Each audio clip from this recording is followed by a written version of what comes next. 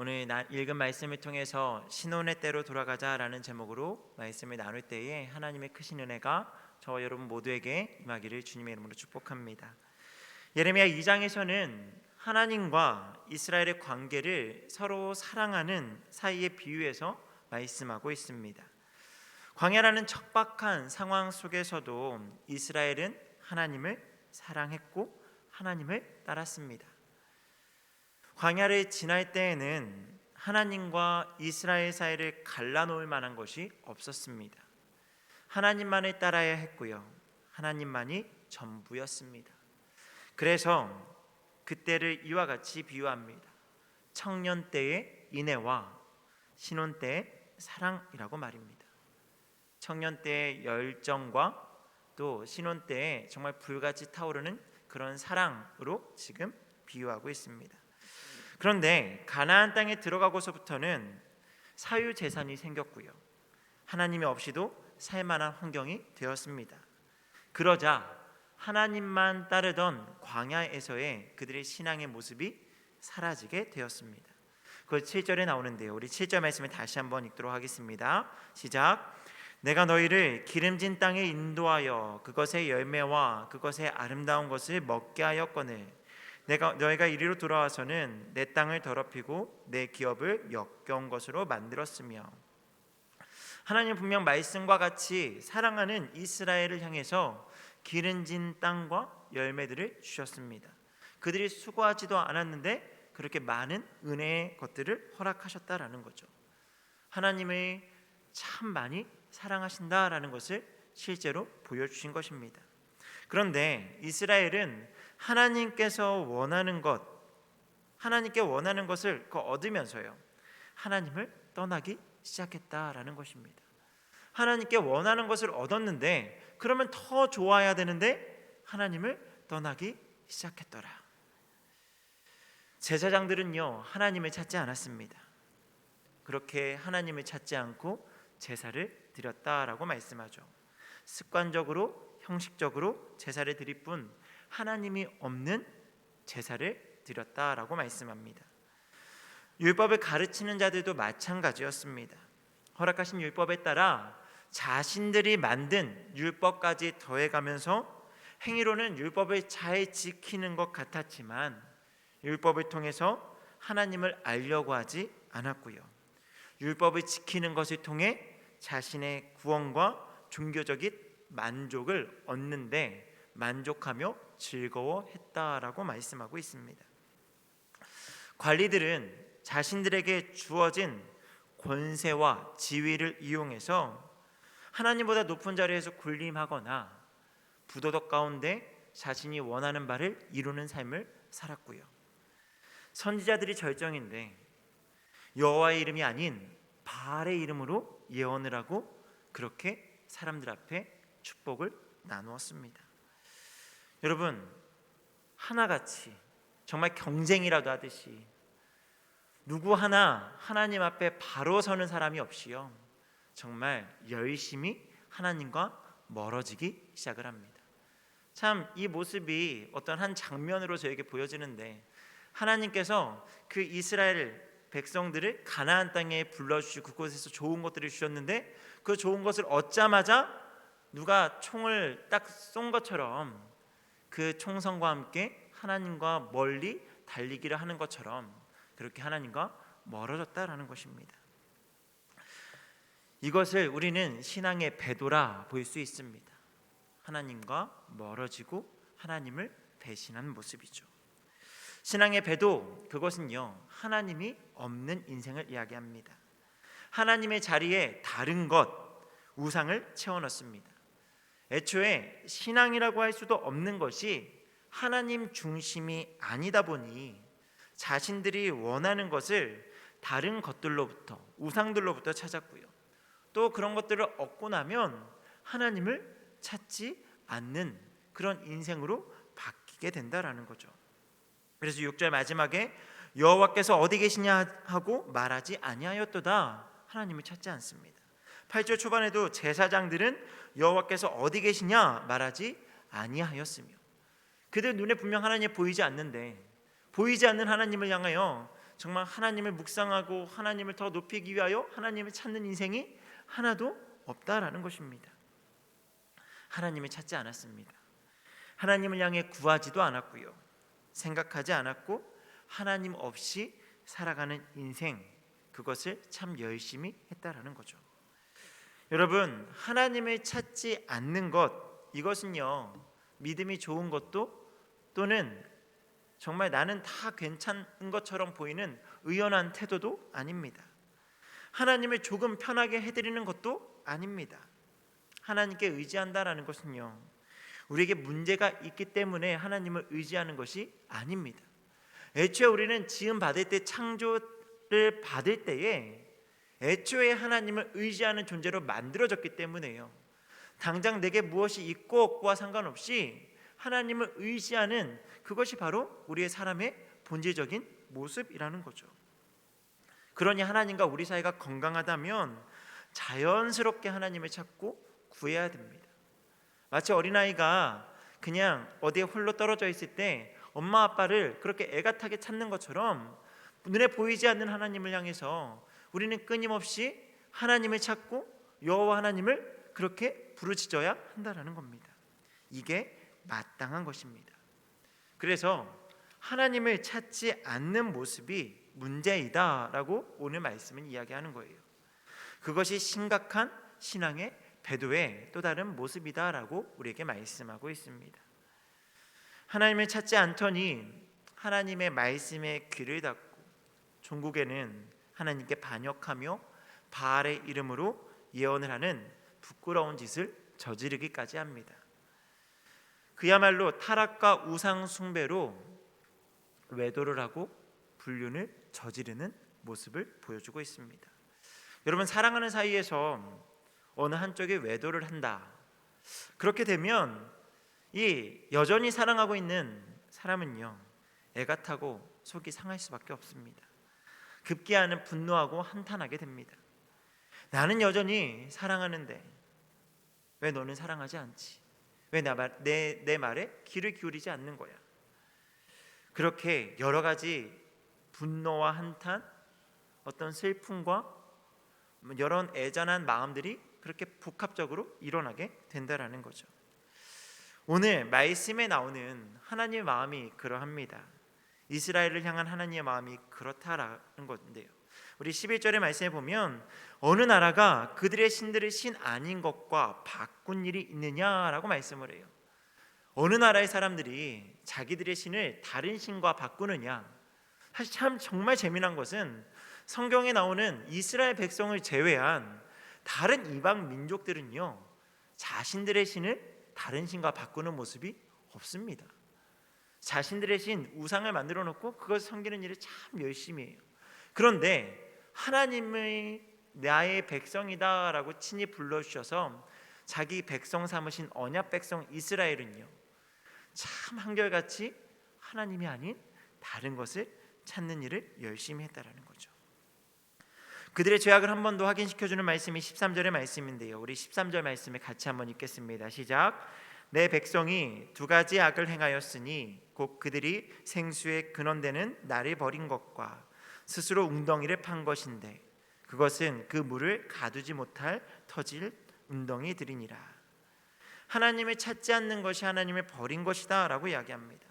하나님께서 주신 것들이 자신들의 노력으로 얻은 것이다 라고 착각을 하고 있다 라고 말씀합니다.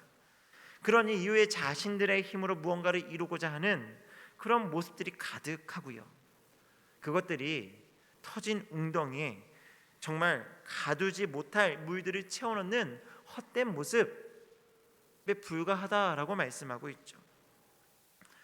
이런 오늘의 말씀 가운데 눈에 띄는 부분이 있었는데요, 바로 2절의 말씀이었습니다. 우리 2절의 말씀을 같이 다시 한번 읽도록 하겠습니다. 2절입니다. 시작. 가서 예루살렘의 귀에 외칠지니라. 여호와께서 이와 같이 말씀하시기를 내가 너희를 위하여 내 청년 때의 인애와 내 신혼 때의 사랑을 기억하노니 곧 씨 뿌리지 못하는 땅 그 광야에서 나를 따랐음이니라. 하나님께서 이스라엘 백성들이 하나님을 사모하였던 모습을 청년 때에 넘치는 열정, 또 뜨겁게 사랑을 나누었던 신혼 때의 사랑으로 비유하면서 내가 이것을 기억하고 있어라고 말씀하고 계십니다. 내가 이것을 기억하노라. 그런데 이 기억이 누구를 위해서 기억한다라고 이야기하는가 하면 바로 이스라엘을 위해서 기억하고 있다라고 말씀하는 거예요. 여러분, 이 부분이 참 고민이 되는 부분이에요. 너희를 위해서 기억한다. 너희를 위해서 기억한다. 현재 이스라엘의 상태는 어떻습니까? 영적인 타락, 하나님 앞에 처절한 불신앙, 하나같이 누구 하나 우리 하나님만 섬기시다라고 이야기하는 사람 없이 정말 누구 하나 빠짐없이 하나님과 멀어지는 일에 열심을 내고 있던 지금의 상황 속에서 사실 이런 말씀을 하신다라는 게 참 많은 생각들을 하게 만든다라는 거죠. 이전의 청년 때와 신혼 때에는 사랑했을지라도 현재의 상황은 전혀 사랑하지 않는 변심이고 배신의 상황입니다. 하나님을 더 이상 사랑하지 않습니다. 여러분, 상대가 변심한 상황에 이전에 뜨거웠던 사랑의 때를 기억한다라는 것이 어떤 마음이 들게 할까요? 나를 사랑하지 않는 나의 배우자를 바라보면 이전에 정말 서로 사랑했던 그때를 떠올리면서 어떤 마음이 들까요? 사실 저는 이런 상황에서 하나님이 어떤 마음이 들었을까를 생각해 보니까 더 큰 분노가 일어나지 않았을까라는 생각을 해보았습니다. 우리 정말 사랑했는데 너 어떻게 그럴 수가 있어? 이런 막장 드라마의 내용과 같이 어떤 불륜을 다루고 있는 그런 드라마에서 나오는 것처럼 너가 어떻게 그럴 수 있어? 라고 하면서 화가 치밀어 오르고 그렇게 분노하지 않겠습니까? 그런데 하나님께서는 지금 청년의 때와 신혼의 때를 이스라엘을 위해서 기억하였다라고 말씀을 하시는 거죠. 그러니 무언가 지금 이 이스라엘을 위해서 기억하고 있다라는 게 좀 뭔가 잘 이해가 되지 않습니다. 그렇다면 또 다른 생각을 할 수 있죠. 기억을 더듬어 그때 너희가 나를 정말 많이 사랑했으니까 그때를 봐서 내가 용서해 줄게. 돌아와. 이렇게 말씀하시는 걸까요? 그러면 좋겠지만 그것은 우리의 바람이고요. 말씀의 전개는 이스라엘 백성들의 죄악에 대한 세세한 기록들을 계속해서 소개하고 있고요.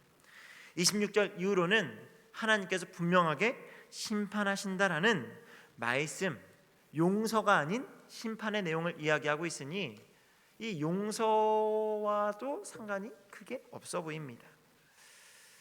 이후에 하나님은 분명 이스라엘을 심판하십니다. 그렇다면 여호와 하나님께서 내 청년의 때와 또 그 너의 신혼의 때, 우리의 신혼의 때를 기억한다라는 말씀 어떻게 이해할 수 있겠습니까? 말씀을 계속 묵상하다 보니까요 하나밖에 떠오르지가 않았습니다. 사랑의 매로 이해할 수 있었습니다. 이스라엘 백성들의 죄가 가득해서 하나님께서는 이미 심판을 작정하셨고 심판하실 수밖에 없는 상황입니다. 그러니 이스라엘의 모든 죄악의 목록들을 다 이야기하고 26절 이후로는 심판을 하시겠다라고 말씀하고 계시죠.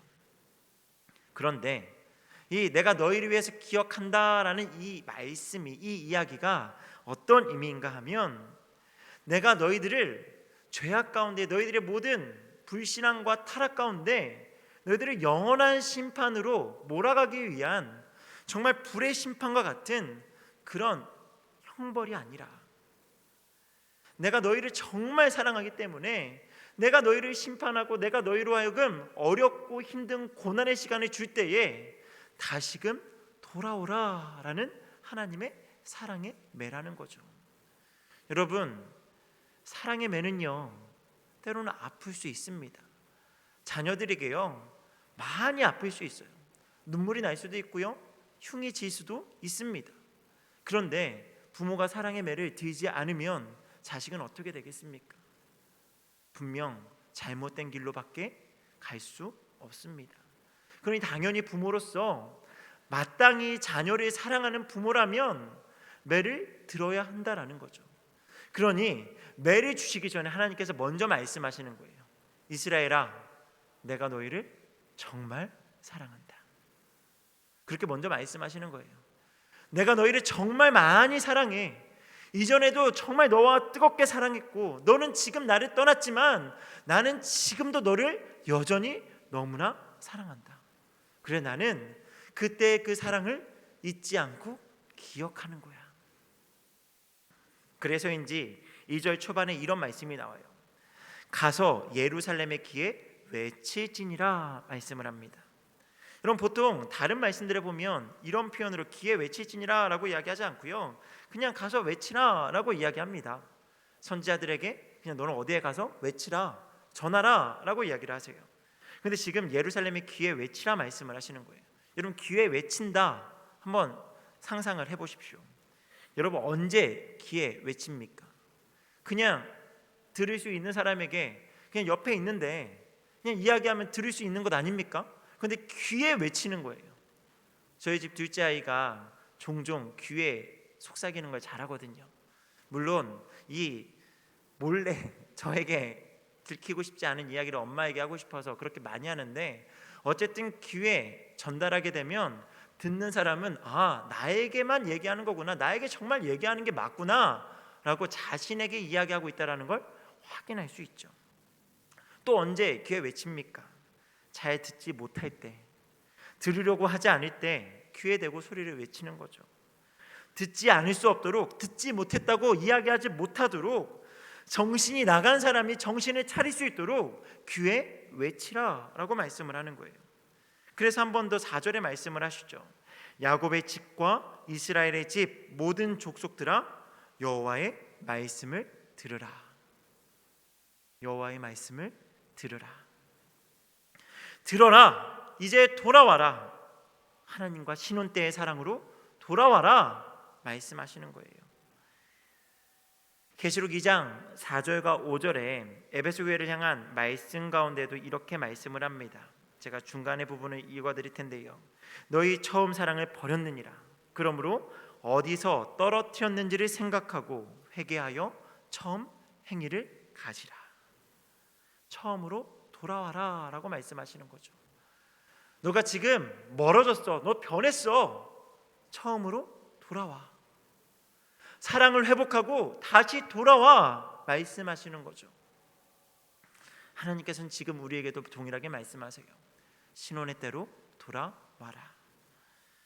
성도 여러분, 오늘 말씀 가운데 하나님과 우리 사이가 어떠한지를 돌아보는 시간이 되기를 원합니다. 광야를 지나던 이스라엘 백성들과 같이, 청년의 때, 신혼의 때와 같이 하나님을 향한 사랑으로 가득하십니까? 아니면 하나님과 나 사이에 형식적인 관계만 남아서 그렇게 습관적으로 예배하고 종교적인 모습으로 예배하고 계십니까? 혹 우리가 하나님을 향한 사랑이 식어져 있다면, 그래서 하나님과 우리 사이에 사랑의 징계밖에 남을 수 없다면 지금 이 시간 우리의 귀를 하나님의 말씀에 기울이시기 소망합니다. 선포되어지는 말씀 앞에 하나님께 돌아가는 저와 여러분이 되기를 소망합니다. 우리의 눈으로 주의 말씀을 날마다 대하고요, 그 말씀을 우리가 대할 때마다 마음에 새겨서 우리의 삶으로 살아내는 우리가 되기를 주님의 이름으로 축복합니다. 여러분, 그것이 하나님과의 동행입니다. 그것이 연인과 헤어지기 싫어서 밤 늦게까지 손을 잡고 헤어지기 싫다 이야기했던 연인과 함께하고 싶어하는 그런 청년 때의 마음이죠. 그래서 더 이상 헤어지고 싶지 않아, 그래서 밤에 더 이상 헤어지고 싶지 않아 해가지고 뭘 결심합니까? 결혼을 결심하잖아요. 그래서 항상 붙어있고 싶다라고, 그래서 결혼하고 나서 그렇게 항상 붙어있고 싶어하는 신혼 때의 연인에 대한 그런 마음, 그것을 회복하는 것, 하나님께서 오늘 우리에게 원하시는 줄 믿습니다. 그래서 신혼의 때로 돌아가 우리의 삶이 하나님으로 가득 차기를 원합니다.